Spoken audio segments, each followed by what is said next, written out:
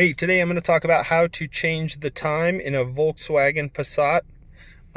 This is a 2013, but this is the same for 2012 up to 2016. And there's two ways to change the clock in this vehicle. If it's daylight savings and you want to change it, you can come over here and scroll. So I'm just scrolling over till I get to this tab here, our settings tab.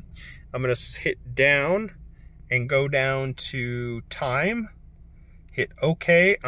That's this OK button here that selects it. And then we're going to go to daylight savings. So now that changes the clock here and in there. And then when the time changes back, you can unclick this later. So that's one way. Then the other way is if you go to here, I think you have to have the car in. You shut this off.